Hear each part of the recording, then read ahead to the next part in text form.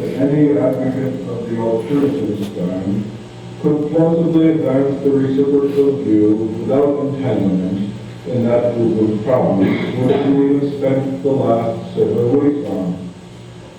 Unless we can suspend any temporary disbelief in order to examine which materialistic, not to say surreptitious attempt would definitely.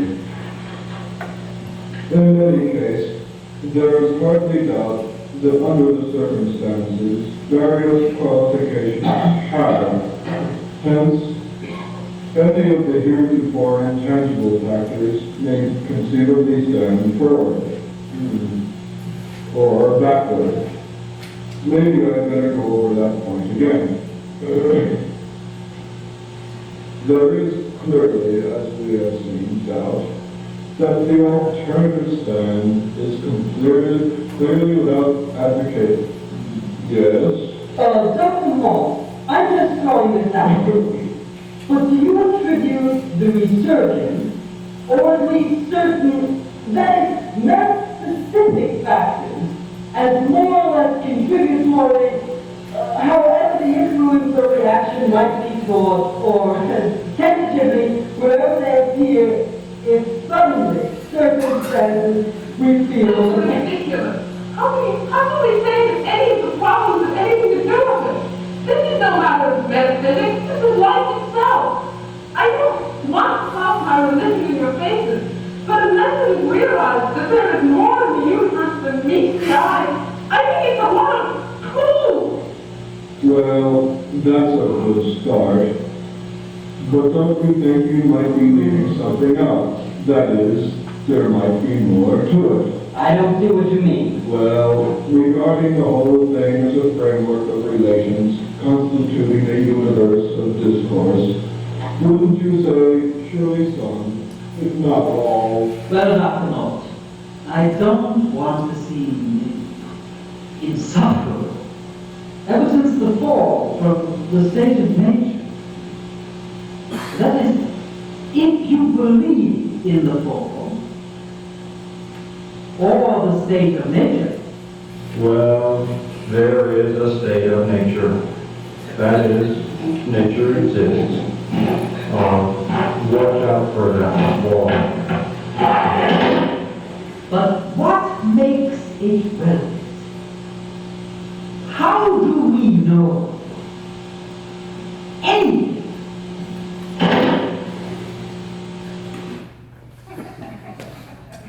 Anyway, the entire thing is up on YouTube. It's I think 32 minutes. So that's the movie tells a story and it has a plot. It has a lovable character movie. So this is very bad service for viewing. Anyway, back to the 1970s. I recently found this other thing on YouTube, which is a guy named Bill. One of the things that when we were talking earlier downstairs, that the story that I always like to tell of, that came out of that period in the late 1970s, when I was trying to convince IBM that we should do a micro-based machine. A fellow on my team by the name of Bob Wolfson introduced me to Ted Nelson, who was the son of Celeste Holmes. And Ted had this view of the world, which I thought was remarkable and that IBM should understand. So, I brought him to a meeting in Atlanta. We had about a dozen IBMers, all wearing ties. I'm the only one here wearing a tie, of course. That's a hangover. But Ted did the most amazing thing. He showed up without a tie. And he made a presentation with an overhead projector. There were no PCs, obviously, then. But the presentation were pictures of him retrieving data from computers in the middle of the jungle, retrieving data from computers on the beach. And his message was that where the industry was going was to a point where everyone could get any information they wanted or needed, anywhere they were in the world at any time. And I'll tell you, that's natural today, but think of that back in 1978. And what he was saying was you should use that as a technique for evaluating any new developments to determine how important those developments are by just judging their contribution to that overall direction. And I thought that that's something that really struck me then, and that I've always valued things with since then. So this was a guy named Bill Lowe. No, what's interesting about this is apparently I had a lot of influence on IBM through that channel and through a couple others. But his description of what I said is so far from what I thought I said.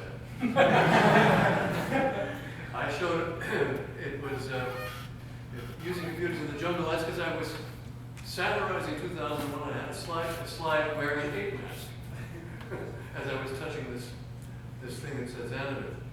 And I was trying to talk about my notion of documents, and he is seeing it as getting information anywhere in the world. So this goes to show that you never know what people will hear or the influence it will have, because the message that he got had a tremendous impact. I was asked twice to consult in the 1970s by small consulting organizations who said that they represented a company that wanted to know if they should get into small computers. And both times I was whispered to by the organizers that it was really IBM hiring them to do market research for them or think tank research. And I was the only person to bring a computer to any of these things, about 76 or 77.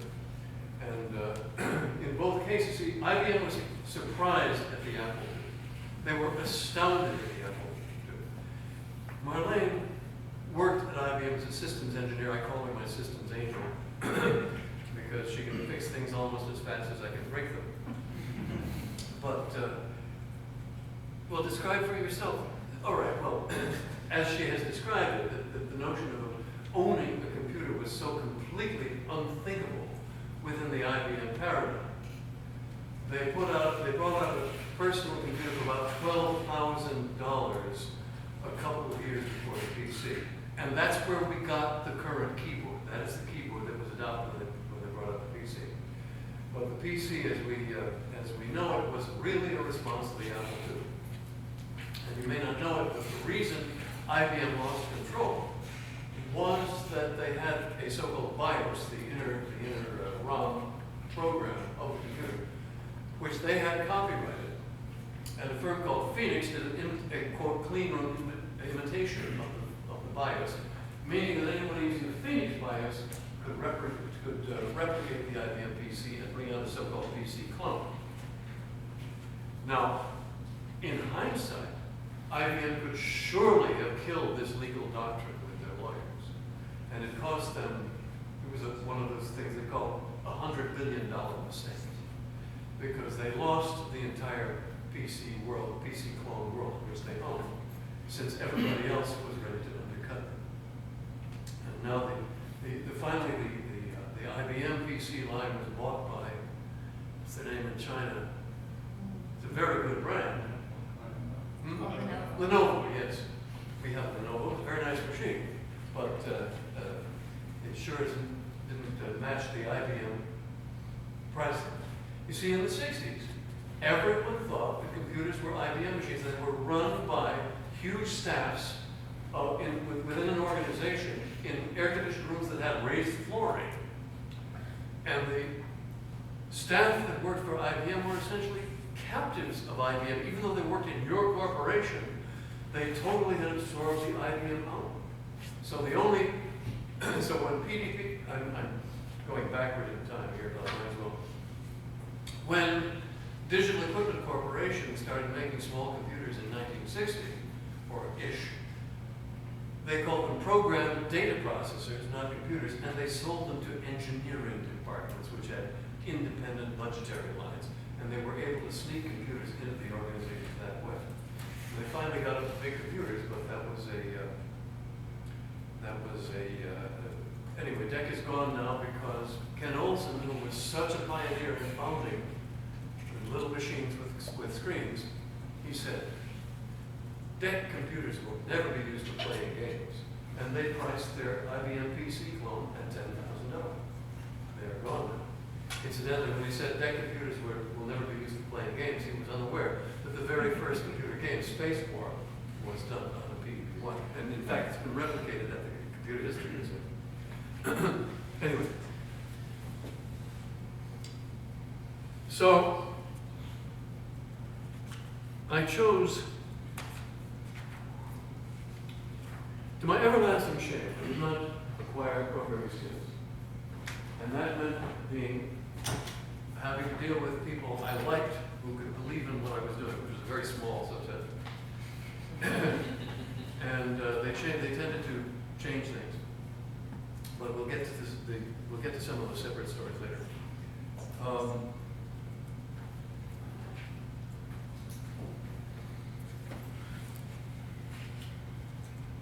But it kills me that my software is not out there. And as I say, I'm an artist. I want stuff that I sign. I'm not interested in looking at things that are, quote, based on my ideas. Because as far as I'm concerned, practically everything out there is based, in some sense, on my ideas. And I don't have time for that. I get all these PhD theses and whatnot. They say, please tell me what you think of my adaptation of your idea. And I just write back to them very politely and say, I really don't have time for this. So I work with too few resources in order to keep creative control. Now, I was going to get to the story of Steve Jobs.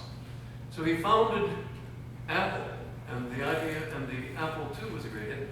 They had one backer for the Apple II, and his name was Mike Markkula, but he sagely let Jobs run the show for a while. But as the company grew, Jobs had less and less of a say.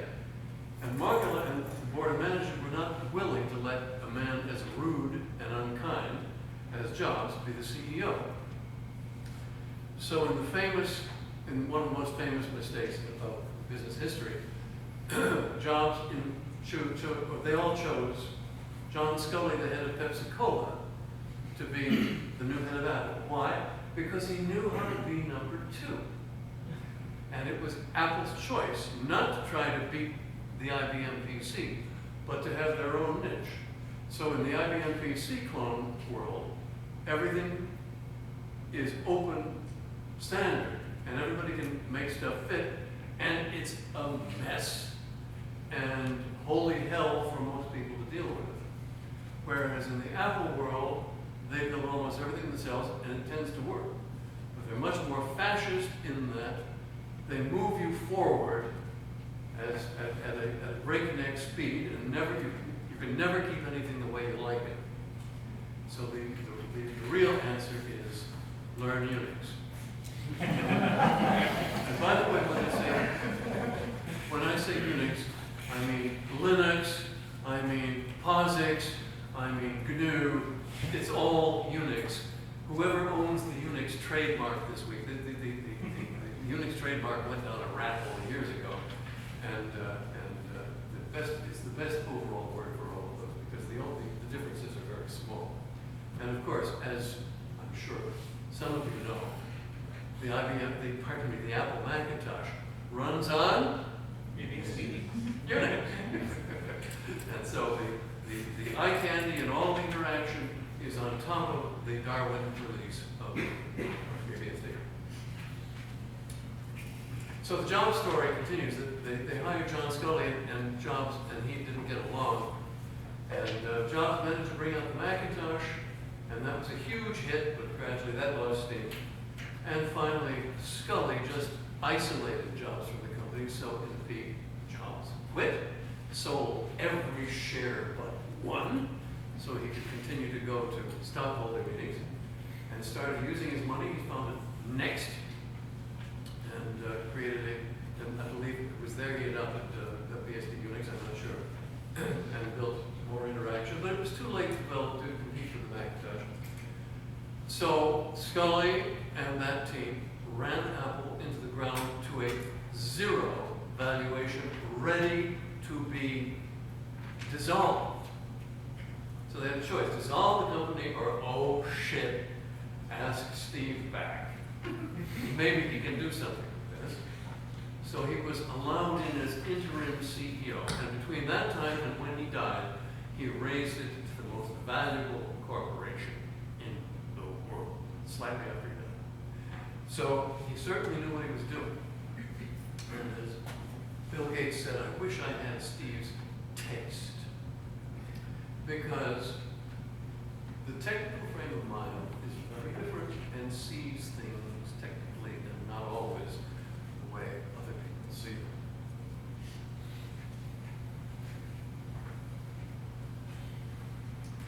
So, all these years I've been trying to get leverage. I've been trying to get my own Apple started. I'm not a good team player. I'm a team manager and team runner.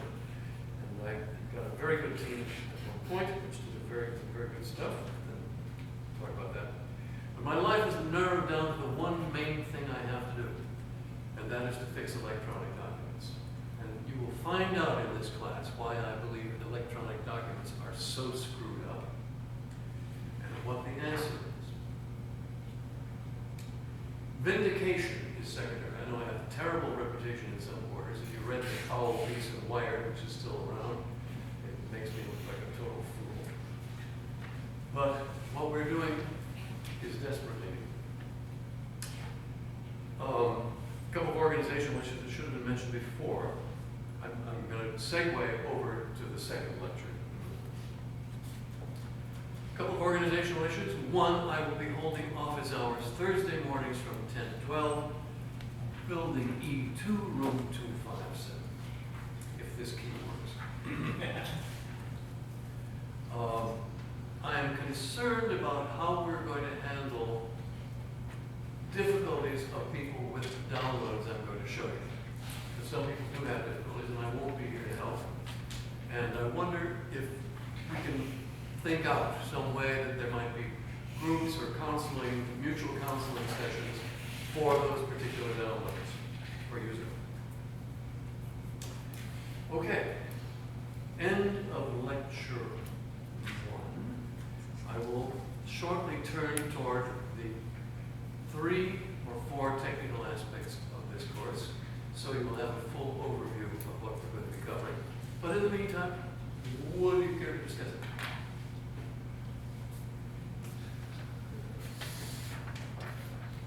No need. Okay, we'll move right along, and there'll be more time to discuss later.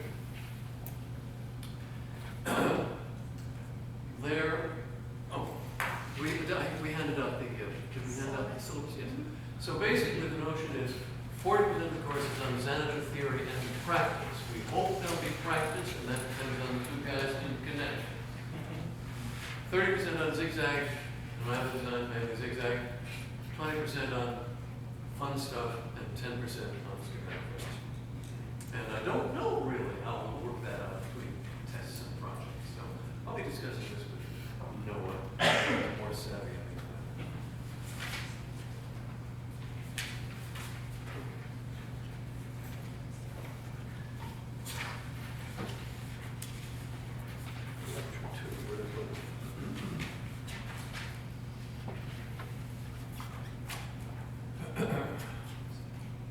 Okay. We will now have an overview of the technical parts of the course. There are 4 areas of technicality. Xanadu, Zigzag, smaller designs, which don't count for much, and schematic philosophy. There are no prerequisites for any of these things. I once saw a bumper sticker in San Antonio that said, "Nothing in the world prepares you for your first oyster." So think of it that way.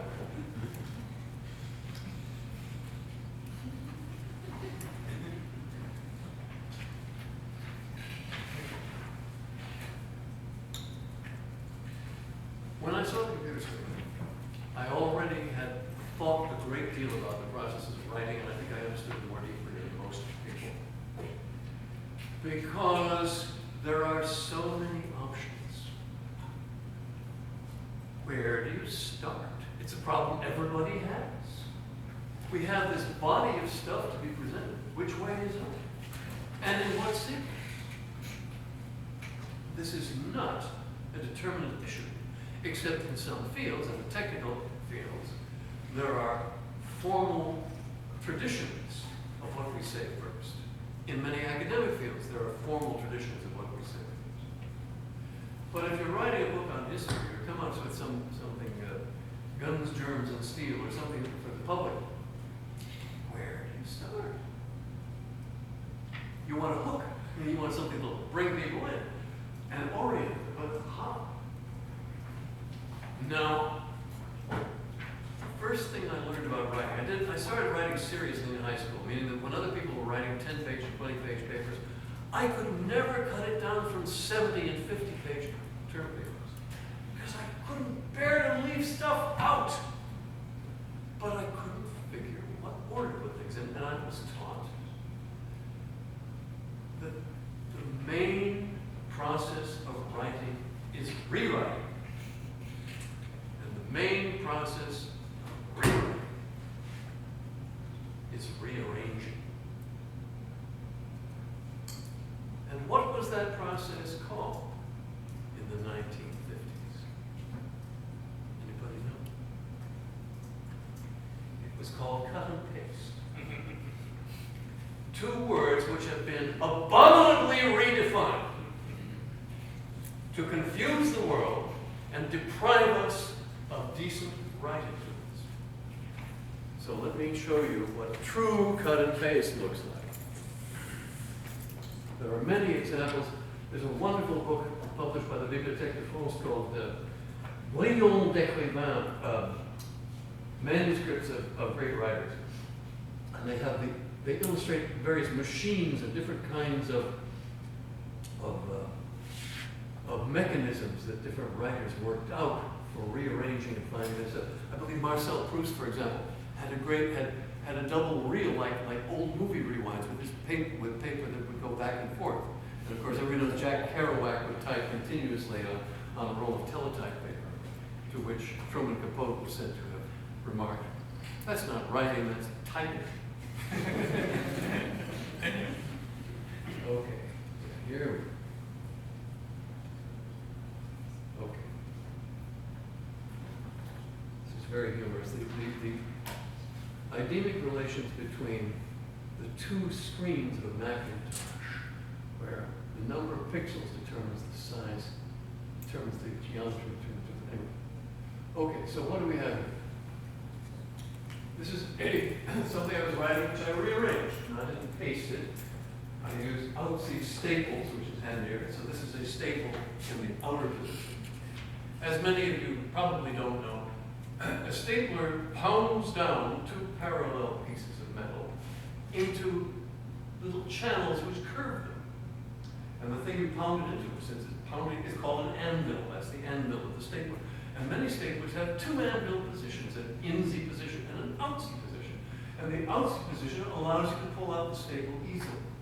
So I use, for my cut and paste method, out-Z staples. And I've had people look at this and say, "How did you do it?" I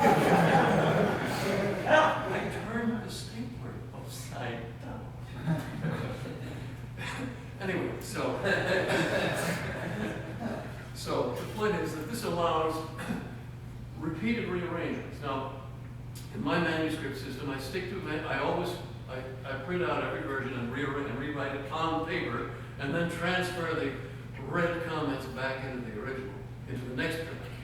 But you can see how these have been cut out of some unprinted draft. And that's what cut and paste meant until 1984. It's what cut and paste meant from probably the 16th century until 1984. And it is the most fundamental technique of writing large bodies of material. Until they gave us, pardon me, let me try to use neutral type language. Today's horrible writing tool. And the thing that's called the clipboard. When you hit Control V, Control C, it cuts and kites it on this clipboard. And when you hit Control or Apple V, it spits it out wherever the cursor is pointing. And they call those cut and paste. Now let's consider the clipboard. It's just like any physical clipboard, except You can't see. And it only holds one. And whatever you put in it kills the previous item. Otherwise, it's just like a physical keyboard, a physical clipboard in every respect, except there aren't any other respects. And this is called a metaphor. It is, in fact, a propaganda term to accept this abominable mechanism as if it gave you what you should have. And I've had people say, well, it's the same thing. I say, excuse me. When I lay those pieces out on the table and rearrange them, I'm looking at them all at once. And none of them disappears if the telephone rings, which is what happens when you've got something on the clipboard and forget that there's something on it. And you say, but when you rearrange, you're really, they say, oh yes, when you rearrange, you're really putting it in a secret place and bringing it back out again. No, you're moving it around on the table. And we do not presently have any decent writing software that allows you to do that. None! I've been thinking myself all these years. But I'm, as you, this is one of my hot topics. Now, who created today's electronic documents? We'll get to that. And who created this abominable mechanism and called it by these false names? Notice that George Orwell said in his book 1984, basically, that if you change the meanings of words, you can fool people. And when did the Macintosh come out? 1984! And that is when the words cut and paste were redefined as we now know them. And I will tell you the name of the culprit. The criminal who did this was a friend of mine. Very difficult position to be in because I think what he did is absolutely horrible. I'm going to try to get his permission to hand out to you our edited correspondence because lays out a lot of the history, which is very important because I think the history of the electronic documents is very important. We'll get back to this. So, 4 branches of this course: Xanadu, Zigzag, and miscellaneous designs, and finally, schematic philosophy. Oh yes, I'll tell you more stories. So, my first job, somewhere after my freshman year, my first salary position was as a copy boy on my hometown newspaper, the New York Times. And my first task in the morning was to fill a paste pot. So each paste pot was about 5 inches in diameter and had a plastic tube down the center. And the cap had embedded in it a brush, which went down the plastic tube. So at the end of the day, the paste pots were full of these crusty, glistening chips of dried paste. So I would de-crunch them with a knife or something, and then I would go to this golden vat of luminous paste and fill in the donut-shaped, the annular cylinder around this hole and put, I think, 2 on the city desk and 1 on the theater desk. But I don't remember how the desk arranged. And then the reporters would come in, each on his own schedule. Some of them actually wore fedoras as they typed. They would type their stories. And then with a pair of scissors, they would cut them up. And with the paste I had so carefully prepared, they would paste down the paragraphs in the right order with new stuff written in, and then they'd yell, copy, and I would go over and I would take what they were, roll it up and put it in a pneumatic tube, boom, and it would go up to typesetting room. The New Yorker incorrectly reported when they reported the design of the new New York Times building, but the copy boys would run up the stairs with the copy. No, it was a pneumatic tube. So anyway, another story. My grandmother used to tell the story. It was only later I understood its true meaning. Count Lev Tolstoy, author of War and Peace and the Karenina and others, had at least 2 daughters, and an estate called Yasnaya Polyana. I only found out recently that apparently that was upon Krasnaya Polyana, or another great peace treaty had been signed there. So Yasnaya Polyana is still a cultural site in Russia. The Soviet Union found no reason to found coal. It's pretty good trick. And he would dictate. He would take his current noodle draft, he would take his current pasted draft, and dictate to 2 daughters, and they would make 2 identical copies. This was before typewriters. 2 identical copies. And then one he put aside for reference, and then the other he would cut up, and he would put it all over the floor of his dacha. Yes, and then he would go back and go for walks, and he would call back from the edge of the woods, "Don't touch my noodles." My grandmother heard this story from one of Tolstoy's daughters at some lecture. And only years later, after I had independently invented the same method, did I realize that the noodle story my grandmother had been telling was exactly what I was doing with my typewritten drafts. So I refer to these as noodle drafts. And doing a full noodle is very time consuming, can take hours, but there are no acceptable tools that allow anything like it today. Right. Okay, so we will now consider the 3 separate technical areas.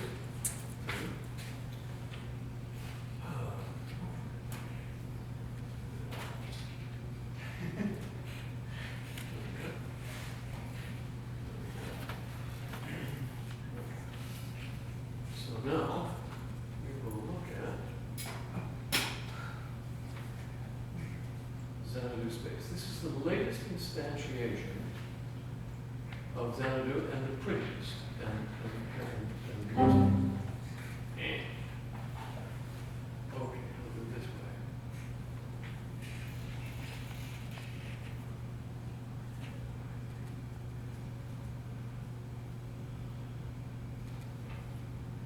Yes.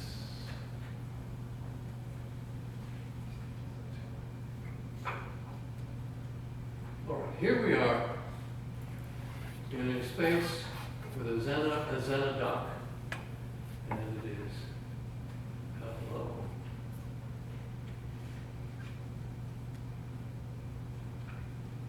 It has 11 pages. 9 are in the back, and 2 are in the front. This is, of course, done in OpenGL, but a very tricky OpenGL based on Zigzag, which we will be discussing. Why are the 2 documents in front and 1 in back? Well, people say to me, Ted, with thousands of connections, how do we study them? And it's like, how did you go to get the staples to do this? Turn the staples. How do you study thousands of connections? 1 at a time. So, this particular, excuse me, if you didn't hear that, it's 1 at a time. So this particular interface, see, Xanadocs, there is no one visualization. How many of you here have heard the term WYSIWYG? Okay. It stands for what you see is what you get. And it refers to all the documents we now see. HTML, Microsoft Word, PDF. Because what's on the screen is what you get when? When you print it out. So it's a propaganda term. We're saying we're going to use the computer as a paper simulator.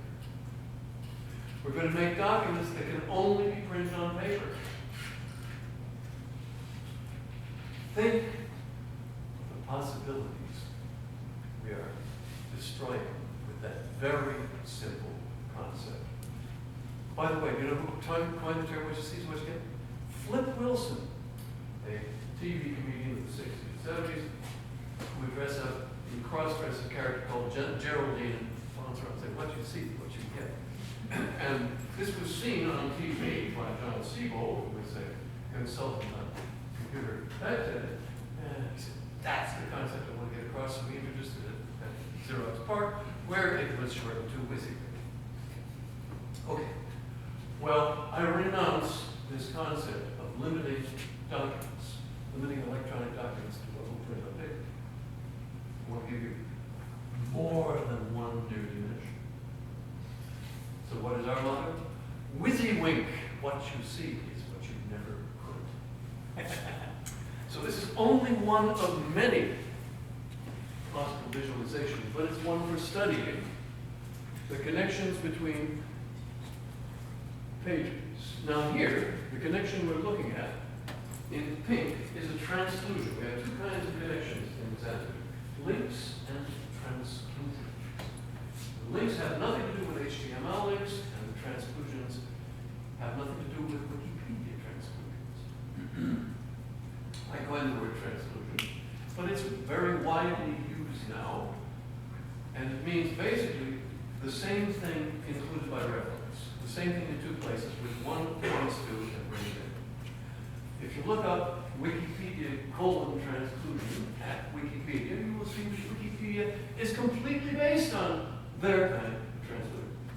But Xanadu transclusion, the original is in one place, and the transcluded instance is in another place, but you can always visualize, you can always see them side by side. And that is the key. So here we are. The larger type in this visualization, the larger type is on the page which we call the current page, and the smaller type is on the page we call the companion page, which we can move over and make this the current page, and the other one the companion page. This current page, however, I wrote simply for the purpose of demonstrating all this. This version of Xanadu, as you see on the left, is called Xanadu Space. Unfortunately, we'll get to that. So it's being repaired right now, and that's what the two boys in Connecticut are doing. And the question is, will we have in time for the course a usable system that allows you to make Xanadu? I'm praying, but I don't know. So, watch as we step through this. I go to this one as the I'll pull back further. I go to the left one. Oh. Yeah. I'm just going to restart this. I'm not where I want.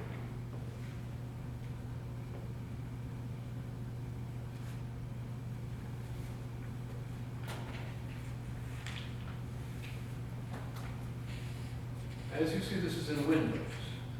I want you to become proficient in this, which means that you need access to a Windows system. We paid for a cross-platform application. What we got was a single platform demo. It's a very nice demo. So I'm grateful for that. I'm going to pull back.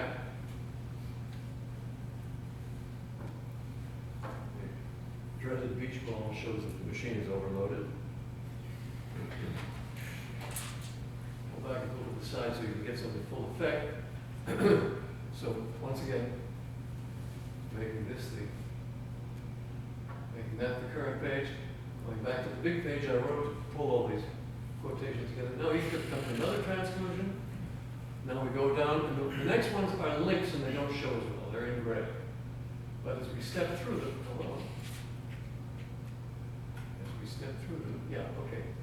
There's a slowdown, beach ball slowdown. But you see these other pages are swarfing up.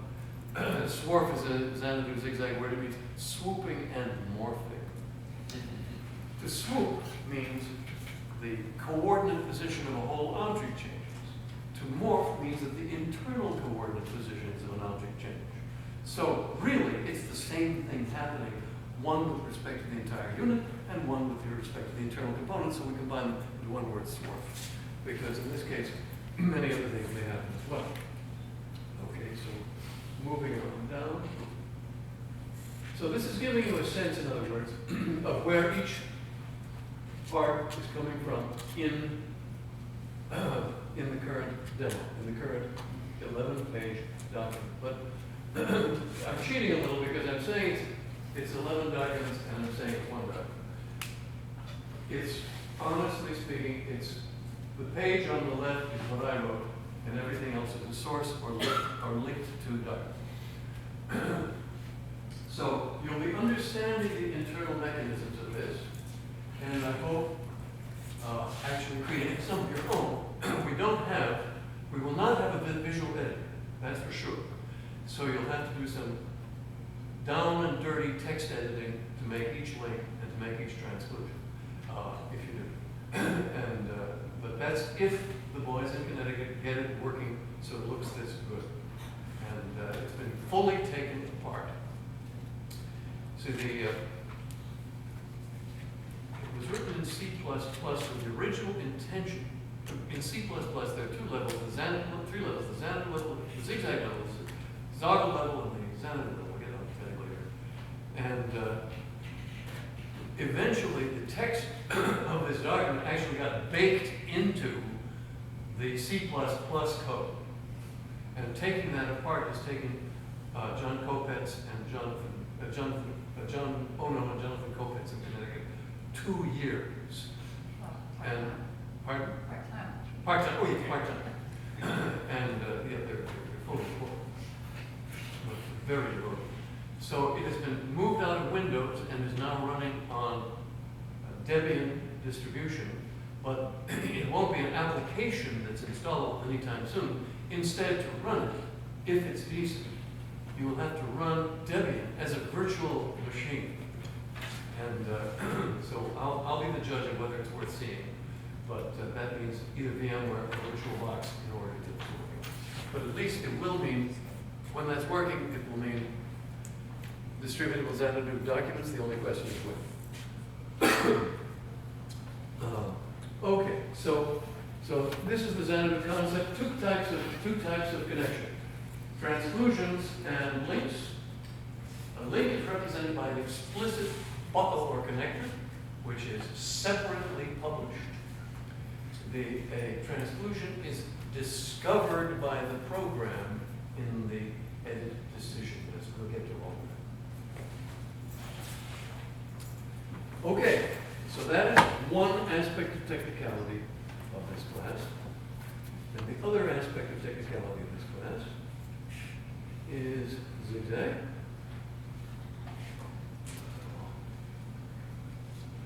If I leave it running, it'll slow things down. Listen.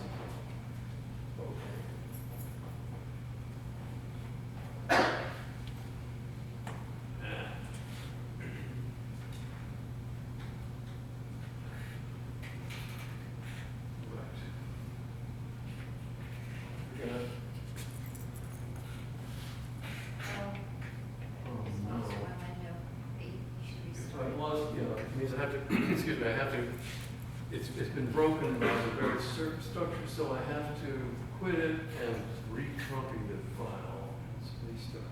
Oh, sorry. Hit the wrong button.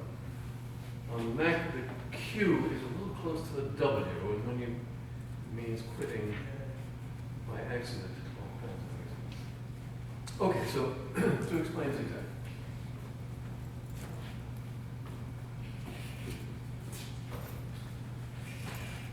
You're all familiar with the concept of a table. And no doubt, everybody, who here knows about a spreadsheet? Pretty much, yeah. Okay, well, ever tried making large spreadsheets? They're as empty as the Sahara. Lots of empty cells. Because the construct does not stretch very well. And why have all those empty cells? So one way of thinking about Zigzag is we just build out of working cells. We don't need the ability. And another way of thinking about it is like tiles of which we build an arbitrary structure. So, attempting endeavoring to file that below. Sorry. Yeah, it's been about an hour since the last break. Maybe you should have one. Get that. Can you quick break? Can everybody hold on another 45 minutes? Otherwise,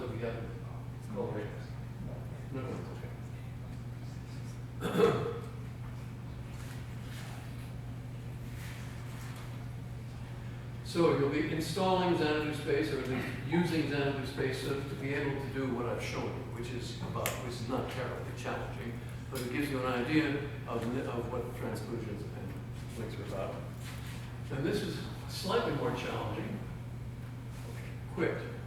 So Control Q, not Apple Q. That didn't work. Okay. X. What do you think?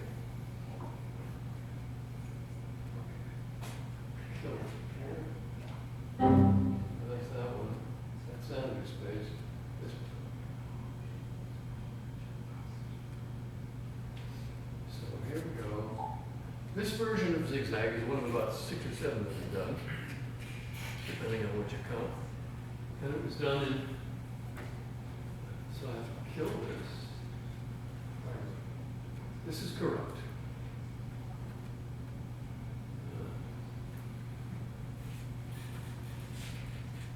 This is corrupt. Replace it with backup. Fire it up again.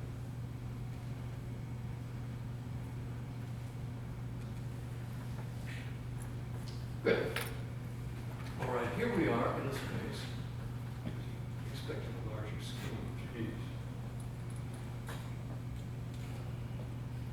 Here we are in a space consisting of empty cells.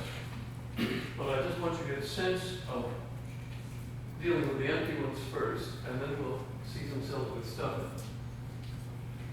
This is called, if you look at the upper right, the stretch vanishing view, and this is called the row view. There are lots more views. Once again, WYSIWYG, there are many views. All views are valid. What you want to use is up to you. So, for example, I can go between the different views in the right-hand window. Row, column, vanishing, stretch vanishing, back to row. So now, what can we do with this? Well, we have two cursors. The blue and green are cursors. The green always stays in the middle on the left, and the blue always stays in the middle on the right. Now you'll notice that they're the same cells, just differently viewed. And why do you need two screens? Oh, that will become very evident. Because you want to do a whole lot of things. You can make new cells. So the constraint of a rectangular table, which is with us in conventional WYSIWYG paper terms, now that we're leaving paper behind, we don't need that constraint anymore. So we can have all kinds of structures we never had. For example, I can make a loop. Let's see. I'll put the blue cursor on this one, and I'll put the green cursor on that one, and I'll connect them. So now as I step the blue cursor along this row, we're seeing two different views of the same thing. I'll change the view of the left-hand window. There. So now, as I move the blue cursor, pardon me, blue cursor, the column view is giving us that view. What does the row view give us? It's not the row view. Pardon me, that's the vanishing view, okay. And there's the row view. And only there do we see all cells. So the structure is not changing. So to understand the structure, looking for the different views can be very helpful. So we can swarf through the different views. You'll notice that we don't jump from one view to the other, but we swarf. And that's absolutely necessary for the psychology of understanding. Because the whole point is to have stuff you can understand. But this is not trivial, and it's kind of different. That said, let's go to a subject domain, royal families in Europe. Now, by the way, the home cell, which happens to be cell number 1, you would see the cell number 1 at the bottom bottom of the window view, or view. Below the home cell on the left is the actual system itself. And we'll get to that in another session. But we're going to look at royal families in Europe. put both cursors on there, and we'll step over into the data area. So, if we look at the right, we see a long column of different royal personages, all the way up to Albert, Prince of Saxe-Coburg, I think. And we take the green cursor down to William Douglas Hamilton, 11th Duke of Hamilton and Brandon. And so we see it's a way of making lists, among other things. But what happens, for example, if you put the blue cursor over here, King of the Belgium. Belgians. Yeah, King of Belgium. So I've connected both kings of the Belgians that are on this list in a separate column, so I can step from one to the other wherever they happen to be in the long list. Woo-woo! There are all kinds of remarkable configurations, which we are still discovering, which this instrumentality gives us. Now, the sad story of this version is that it was done by a very brilliant young man, not so young now, in Finland named Tuomas J. Lukka, who was famous in Finland for getting his PhD in quantum chemistry at the age of 20. And then he went to Harvard as a junior fellow, where he read about Zigzag, and he says, I've got to have it. And we had a long walk through Oslo, Norway in 1999. And he understood everything and programmed it exactly to my specifications, except not allowing external files, which to me is fairly crucial. But then when I got the patent in 2001, he walked off the project without even discussing it. So we're stuck with the 2001 version. I'm still hoping for a decent version that has files and therefore becomes usable, and intercalating slices, which we will come to understand, which is a form of data that is not known to the world in any form of language. So what kind of payoff do we get here? Oh yeah, so you've seen the different views. Again, to review how we go through the views, if you look in the upper right, row view becomes column view, morphs to vanishing view, morphs to stretch vanishing view, and back to row. There is a loop somewhere of the list of views, and there are more views in this package. This package, by the way, is called GZZ. It was under the lesser GPL. Luca chose to call it GZZ. All the different versions of Zigzag have a different letter before the ZZ, or ZZ as they say. So, in the upper right, we have the name of the view. In the lower left, we have the ID of the cell, but I'm not going to try to take the time to show you that now. And in the upper left, what is that? That is a map of the dimensions currently being viewed. Now, Zigzag is intrinsically multi-dimensional. So a spreadsheet is multi. See, in conventional data structures, in the old days, you had, when I started in fact, Fortran, you had arrays. So one-dimensional array is a list, and a two-dimensional array is a table.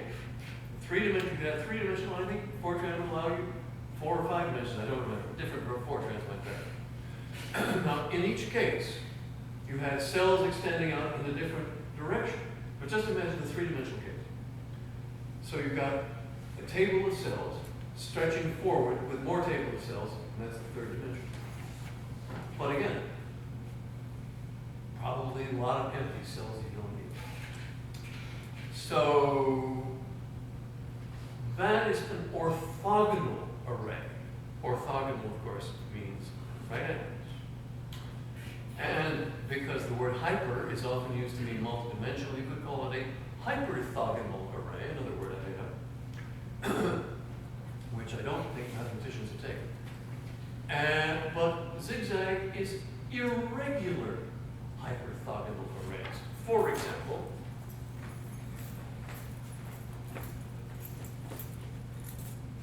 you're all familiar with crossword puzzles. So, crossword puzzle, or acrostic. An acrostic is a crossword that's not a puzzle.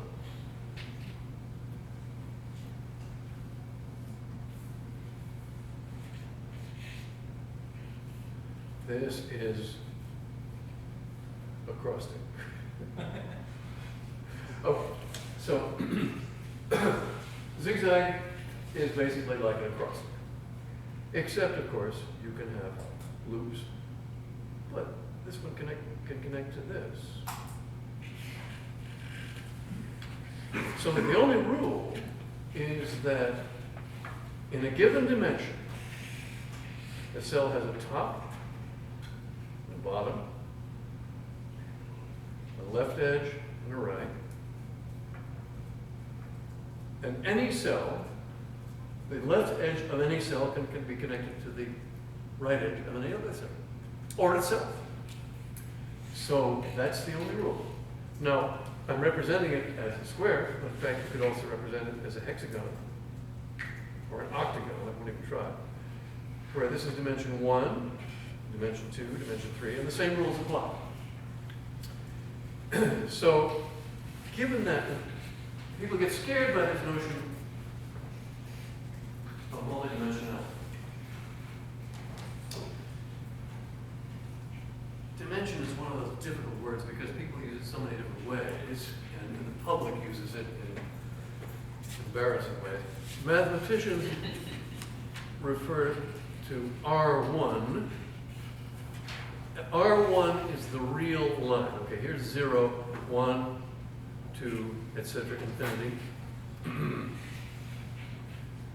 Minus 1, minus 2, minus infinity, meaning countable infinity. R2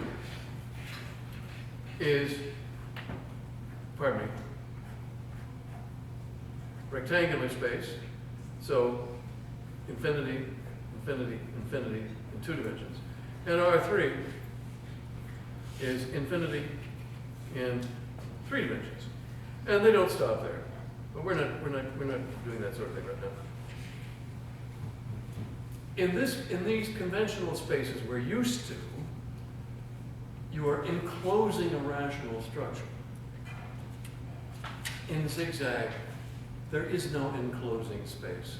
The space is designed by specified by the connections themselves. And making a new space, a new connection changes the space all around. But the main thing to realize is that all pairs of dimensions are alike. It's not showing. Pardon? It's not showing.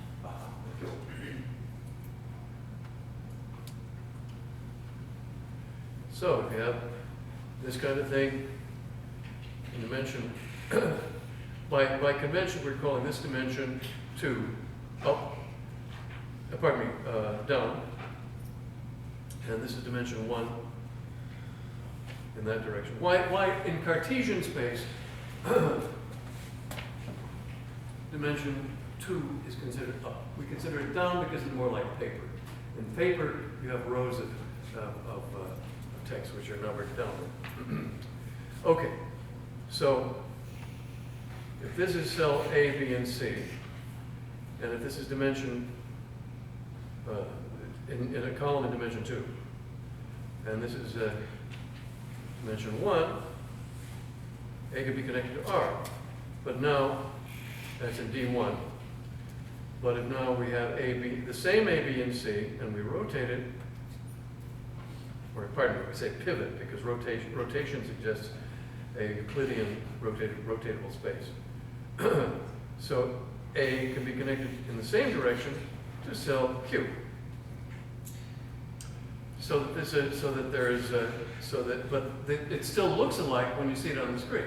It's the same general structure. So that said, let's look at the example. Okay, get away from the examples too easily if this is painful. So what happened? Oh.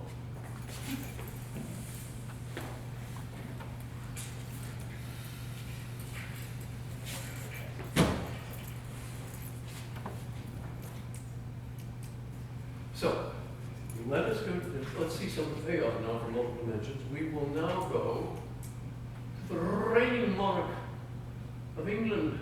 If this is the second, it's a shortcut.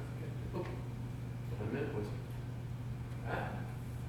So both cursors are now on the second.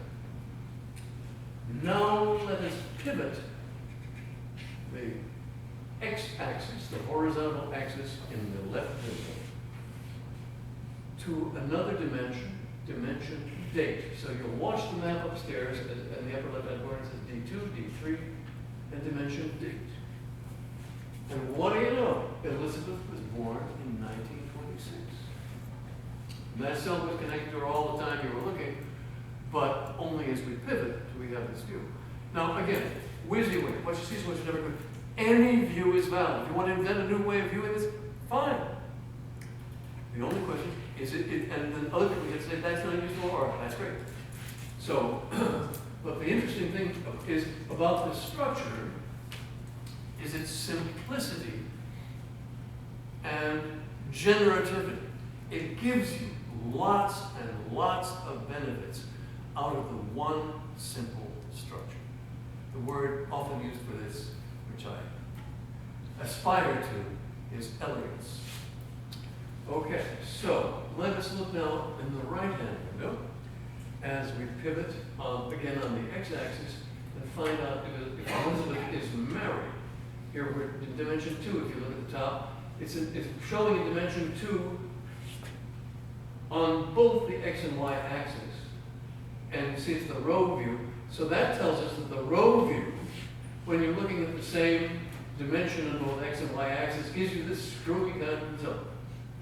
We pass on to dimension 3, nothing happening there. Dimension date, which is the same as in the other window. And now to dimension marriage.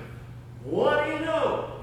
She's married to Philip. Now, what is the plus sign? By the way, this is a ZZQ, like a molecule. Zigzag version of a molecule. So when you have repeated kinds of cells, repeated sets of cells, not necessarily rows, in zigzag that are used several times, that's a ZZQ. And the function of the plus sign is to serve as the head of the whole ZZQ. And when we pivot vertically now to dimension children, well, we have to go, of course, through 3, date, nothing happening there, marriage to marriage, and children. There they are. Charles, the heir apparent, and Andrew and Edward. I haven't put anybody else in. Well, sir, you know, I never predicted this. I discovered it while I was waiting in the doctor's office in Tokyo, fooling around with the first version of Zigzag. It never occurred to me that this would be so easy to do. Okay? But what happens if we change the view? Let's go from the row view to the column, to vanishing. And what have we got? It's called a family tree. Oops, sorry, wrong. Elizabeth, daughter of George VI. And on up. Where's Victoria? I never remember. Queen Victoria's around here somewhere. No, not that chain. So there's no overview, unfortunately, that can give you, that can go show you all the way to Victoria. At least we haven't found one. We haven't programmed one. So views are programmable. Again, work on GZZ has stopped, and we're waiting for the next team to do the next zigzag. There's a zigzag inside Xanadu space, but it's not that useful right now. Okay, turning now to schematic philosophy. Why? Why we turn to schematic philosophy? Because it's important. I've been thinking these thoughts for 50 years. I've kept hundreds of thousands of notes, which is one of the reasons, the motivation for that. And this course inspired me to start looking for those, and I pulled in thousands and arranged a few hundred into a somewhat incoherent bunch of stuff, which I will be giving you. But I just want to show you. Let's see, where is it?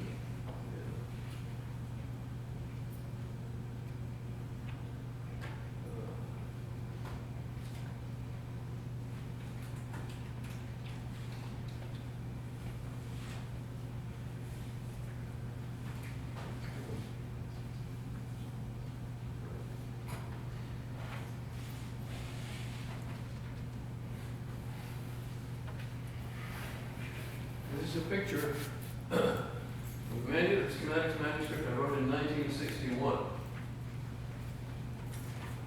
I had paper specially cut. It's all in longhand.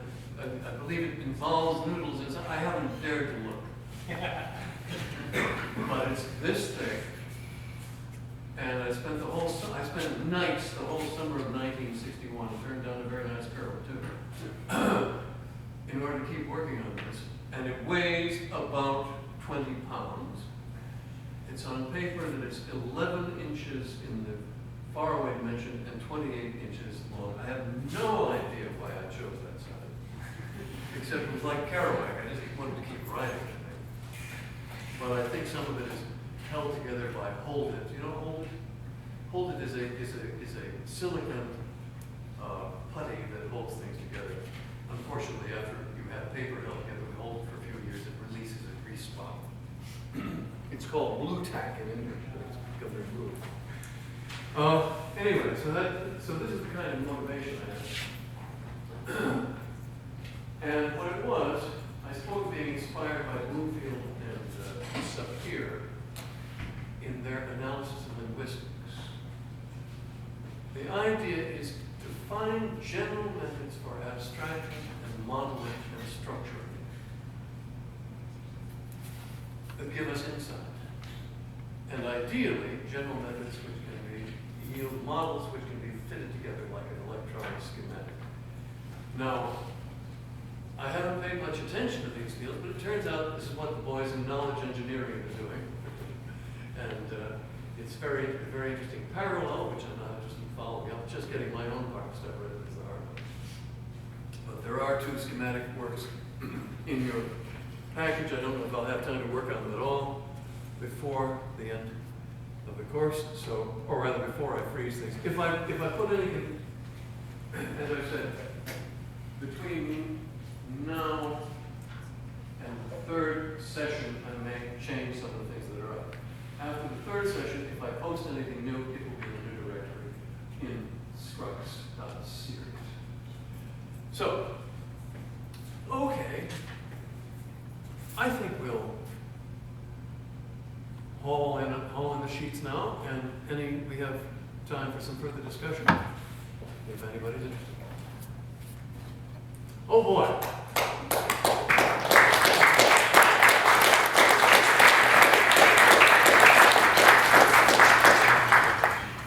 So, I have to lay hands again. Okay, well, we'll start in the back. So I'm curious why you chose the rectangle for zigzag and made rules like left we can connect to right when you could choose something like a circle and have multiple connections and not have any sort of sides. First of all, rows and columns and up and down movement are fundamental to the idea. Circles would be less clear about the top to bottom, left to right rule. If you want to do it some other way, it ain't zigzag. And by the way, zigzag is a trademark hyperthogonal structure. Irregular hyperthogonal structure is the generic. People ask why I put TMs on things. I learned this from Calvin Moore back in the 60s. It's a cheap way of committing terms. But yeah, the fundamental concept is extends and I think simplifies the notion of tables. So if you lose the right angle distinction, then it's something else. It's no longer a table, but I mean you can still view it like that. You could do anything you want. Yeah. What I'm saying is, if you lose the right angle distinction, it's not what I'm doing. Yeah. Yes. So about your spiel about the clipboards, there's actually an app for Mac called Alfred, which does kind of what you want, where it stacks up the stuff that it copies. It doesn't erase what you copied with something new, and you can view pretty easily just Command Alt C. So instead of Command C, Command Alt C brings up like a viewer that allows you to see all the various things that you copy. Tell me later. What you want. Tell me later. It's obviously it's a Mac product. It's my complaint is that the other was made standard and universal. and maybe there are products that are what I want, and I'm still searching. Except what I really want is what I've done. But in the meantime, anything that will help me, I want. Please tell me. Yes. What sort of projects are involved with possibility for this class? I'm wondering about that. I don't want anything that's not related to Xanadu or Zigzag, or some of the others, because I want to focus on that. I appreciate your desire to be creative, and in principle, I support it fully. However, this is my chance to be creative, and I really want to get these things across to you, and I want to be able to compare them. One of the great difficulties of grading in Japan was that things were all over the lot and incomparable. There are some things I especially want. I designed what you would now call a word processor in 1971 and 2. It's actually posted. It was called JOT, but then Silicon Graphics stole the name from me. JOT standing for Juggler of Text. Another company took Text Juggler. So I guess I'm not calling it Xanadu. And it's been implemented 3 times, but not in any machine that we have access to. And what I'm proudest of here is that I was able to figure out, just wiggling my fingers in the dark, how to make it feel smooth. No one who looks at the flowchart can imagine how it works. And there's a testimonial by Mark Miller that I put in the Scruggs directory. He actually did one of the implementations. But the story went as follows. Jonathan Post, who he's working with, said, Ted's got some good ideas, but I think we should fix them. Mark said, I know Ted better than you do. Let's try his way first. And they were both astounded at how smooth it felt, even though they had implemented it according to my precise directions. So Zigzag and Xanadu are abstractions, and John is about feeling. And I really want to get out a version that the public can use. This would have to be in some language like Python. It would have to be an app. I don't want anything to do with HTML. I've wasted 15 years of my life temporizing with HTML. I want as little to do with it as possible. But also, JOT requires a different file, since as long as you're keeping it in JOT format, it is not a conventional text file. So it has to export to use with other. So if anybody wants to talk about that, that's a conversation. Because it's probably not a small project, and also the difficulty of supervising it from Sausalito is tricky. It requires several face-to-face meetings followed by supervision from Sausalito proper. But otherwise, the sorts of projects I would love to see would be Xanadocs, displaying various things. Oh, let me show you one of the key illustrations. I've been talking about it, but I should have made it as an illustration long ago.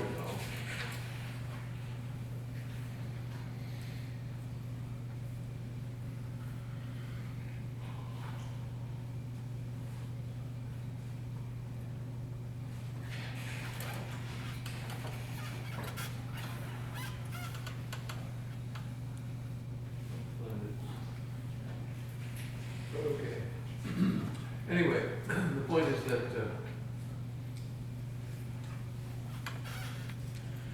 Xanadu allows parallel documents. So that, as you saw, parallel strips. So you can create a document with parallel pages, which are side by side connected. What can you do with that? Well, for example, in a company, you very often have to have multiple versions of the same document for different audiences, different lengths, different languages. How do you keep them synchronized? It's a bear of a problem. But instead of special software that somehow tries to do this, you just see them side by side and connect them. If you have one headline transcluded through all of them, they're right next to each other. You step from one to the other, the corresponding parts. History is parallel and fractal, but history is parallel. Yet history books are sequential because they have to be.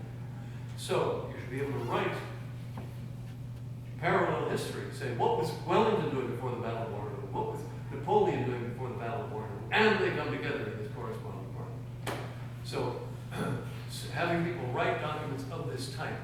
I highly desire.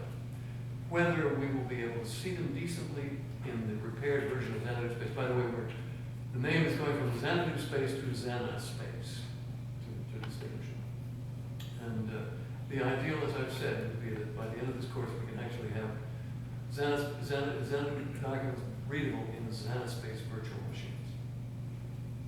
Yes? No? Flicking away. Yeah? I'm curious to hear more about your personal programming experience and background, and sort of how you relate to you work with sort of companies. Because you said like I'm a programmer, but not really a programmer. No, I said I have written programs. I am not a programmer in the sense of having control of the various mechanisms. I sure don't understand it. Control of the various levels involved with graphics, protocols, internet protocols, and all the levels that are required for what I'm trying to do. Well, that's what you've asked. Does not have a question we have time to answer. I'm happy to answer at some other time. Yeah. The stuff you said about copying and pasting seems like something that we've lost in the transition from text to computer that you're reclaiming. Yes. Whereas the stuff in Zigzag seems like something that we never had that you're inventing, right? How much is Xanadu like reclaiming versus inventing? I don't know. Invention is a curious notion. Who invented the telephone? Well, everyone says Alexander Graham Bell, but it's been claimed, where I've seen it, is that Alexander Graham Bell was selected by the backers of the Bell system as the ideal figurehead out of 50 people who had made patents on telephone-like things. And so what constitutes an invention and what constitutes the moment of invention? I thought of Zigzag when I was imagining laying out some table. And I thought, wait a minute, if it's on the computer, you go to the right and down, it doesn't necessarily have to be the same place you get to if you go down and to the right. Uh-oh! And then I started thinking about that and how to represent that, and then realizing that representing it by individual cells which are connected would be the simplest way. But as an idea gains momentum, it gradually picks up other ideas like a snowball. The really hard problem is keeping it clean and elegant, because so many ideas grow too much hair. We'll talk about paradigms in a while. Yeah? The top left of the zigzag view, you showed 3 dimensions. Yes. Was it intended to be able to navigate through the 3rd dimension? You can, in fact, navigate through the 3rd dimension. It looks lousy. Okay. But I will show you in the Adam Moore video, which you can go ahead and look at. It's on YouTube. He shows you a great deal of biochemistry in a 10-minute video that's absolutely astounding, all in Zigzag, and the cursor only steps between cells during this 10 minutes. It's really amazing, and I intended you will be seeing it. But what was the question? Oh yeah, 3rd dimension. Yeah, there are other ways of viewing the 3rd dimension. What we have here is what we had there is intrinsically 2-dimensional, but done in whatever Java canvas mechanism he was using at the time. But if you go to 3 dimensions, as in OpenGL, you have other problems, because OpenGL is made for literal movement rather than morphing and changing shapes. Although, obviously, in the gaming world, there's a great deal of that. And so, one of the possible uses for Zigzag is holding multiple coordinates. We can talk about that. Yeah? Do you think the system would be only fine through text? No. But reconciling Xanadu and Zigzag and putting them into one system is tricky. It's like having 2 children. I wanted one of them to inherit the document world and the other to inherit the structure world, but I don't want Zigzag to encroach on the document structure. And one of the things I want to talk about is the idemic issues of making, of putting them together as a practical issue in reconciling ramifications of premises. Yeah? It was kind of hard to see it in Xanadu space, but a link was like almost like a quote taking text from another. No, translucent. Oh, okay. And then what was the link? A link is any connection, but they can have types.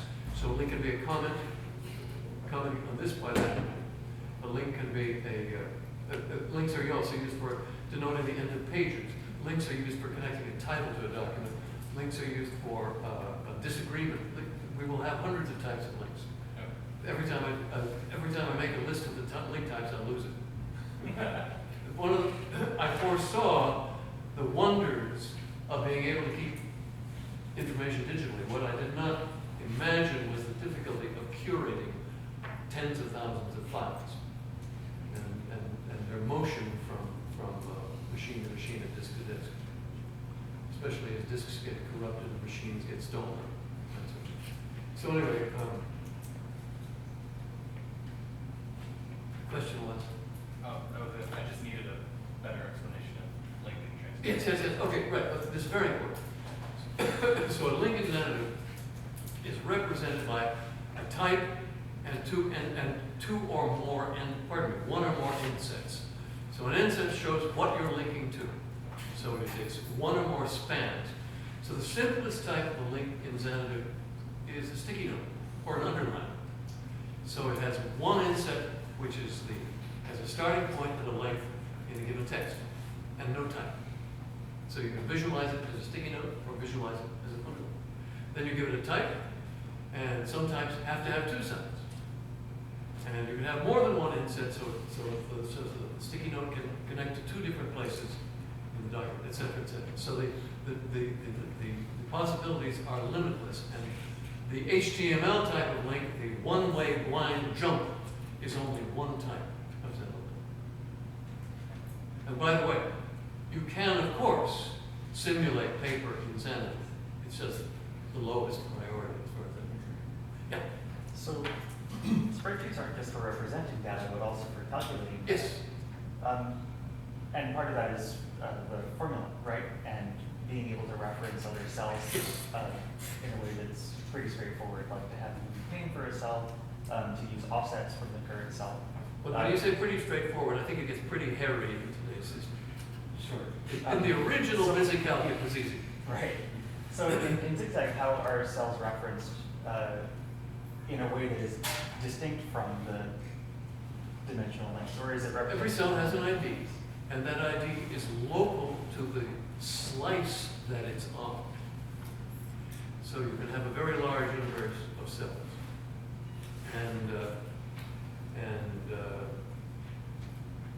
But slice in which dimension? No, the slice is not in a dimension. In one slice, you may have cells which connect to each other in many dimensions. So the word slice perhaps is misleading in that sense. Think of it perhaps as a jagged, I don't know. Pardon? Crystal. Well, the ZZ crystal is something else. The family tree is a ZZ crystal because it is ZZ kills stacked like molecules in a crystal to have a given arrangement. So basically, the term slice, and I recognize you have pointed out a problem with it I'd never realized about. Connotatively, it suggests that it's on a given dimension. But rather, a slice is a package of ZZ cells, and they may or may not connect to any other cells in the ZZ universe. If two slices become co-resident in the framework, then the connections which were implicit become made and they lock together on whichever dimensions those connections may be. And this is, you're now talking high zigzag. This is the trickiest part of the system. What I've shown you, once you understand it, is as simple as Chinese checkers, I believe. Yes? So in the ZZ space, Yes.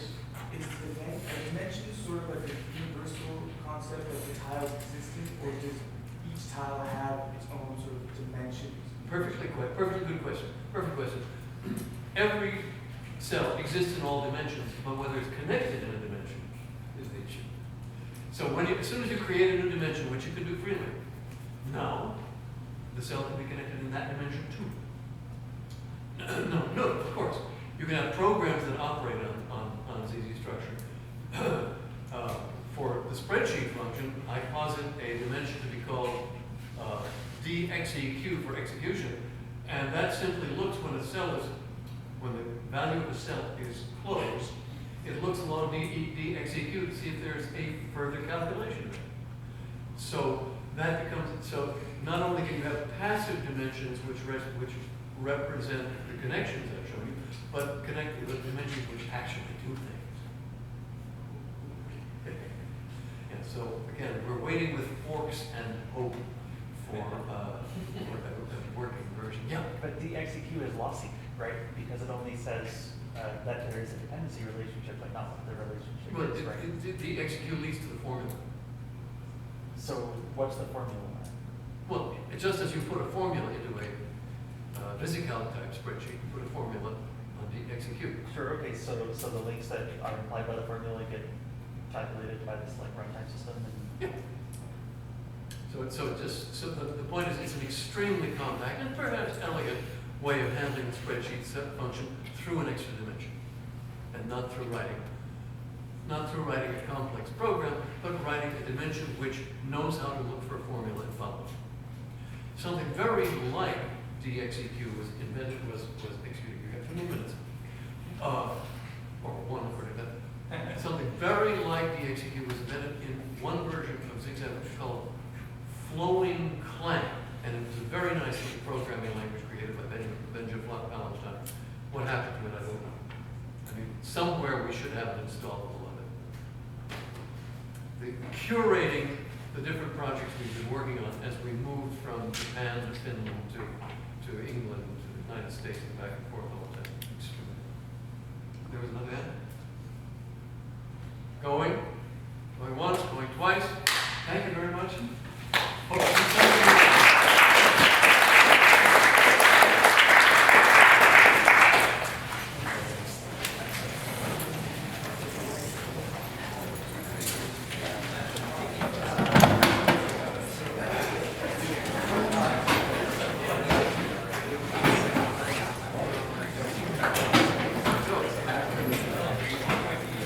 You are Peter. I won't remember. So please, what I want you to do is every time you meet me, say your whole name. Okay. Until I know it, which could be a long time. Because I don't remember faces. Prosopagnosia. Right. Peter what? Peter Mahort. What is it spelled? M-A-W-H-O-R-T-E-R. M-A-W-H-O. Oh, Mahorter. Could have been Muckhorter. Yes, it was recorded. Okay, got it. Yeah. I was just wondering what you thought of tech, which I realize may or may not be a It's another paper symbol. Yeah. But what role does typesetting have in Xanadu? Meaning what? Meaning like the notions of font and kerning and all that. I consider it. Like, is that important or unimportant? It's not high on my priority list. It's a good thing. Okay. And it is represented by Xanalinks. Ah. Whatever is in HTML links are such as fonts are a subset of Xanalinks. Ah, so you can define a link to say something about how it should be presented. But the links are not embedded. What do you mean not embedded? The file, there is no file with links in it. Ah, the links are in a separate file? They can be anywhere in the universe. Ah. Each link can be anywhere in the universe. So you can use a link from somebody else's document. That's another question is, are there namespace issues where if I authored something in DZ and you authored something and we happen to use the same dimensions, then when you bring those together, it will be confused? Could be a problem.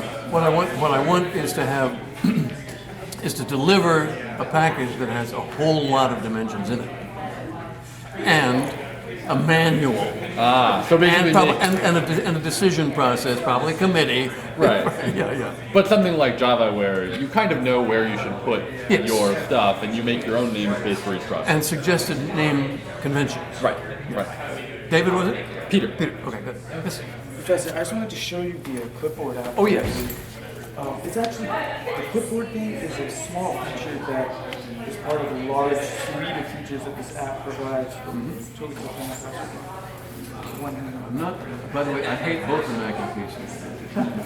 Well, so I was taking notes here, but let's say I want to copy something, copy this. Copy, make a copy. Yes. That's another thing that's good idea. Change the word, meaning the word copy. So I'm just gonna do it the way I normally do it, Command C, and then if I want to paste it, then I'll Command V paste it. If I want to copy something new, then paste it in, it would just overwrite, just like you traditionally expect. What is it called? It's called Alfred. Alfred. So, Alfred? The only or ALF, really good. Now, when I hit Command Control C, it shows all of those things that I have copied, and it limits the amount of stuff that it'll show, but you can adjust that one. You can have it show more. Okay, I'll work it. And it shows you. Is this freeware or? No. Okay. It's like $10, I think. Okay. It has there's a freeware version that doesn't support the clipboard feature. Oh, well. But I get tremendous use with this. Good. Thank you. And your It's an name honor is? to take your class. I'm Shashwa. Shashwa. Slowly. How do you spell it? SHASHWAT. Okay, good. It's nice to meet you, Kelsey. Thank you. You are Kevin. Hi. Kevin what? All right. Boss. By the way, I tell them, I try to remember to tell them, please give me your full name every time you meet me until I know, because I don't remember faces. I have facial blindness. So, His name is harder than oh no, his name is much easier than most. It's a unique. And the order that just introduced himself to me, that's easier because it's, I can remember names that have tricky things. Anyway. And you're Kevin. Kevin there, a boss. Maybe I'm with, since you're here, I'm a graduate student and I'm taking tutoring classes. Maybe you talk me into coming to the and I was wondering, is there any possibility for auditing if my guys are? No problem. Okay. Awesome. Good, I'm on it. Okay. Thanks, man. Take care. Thank you.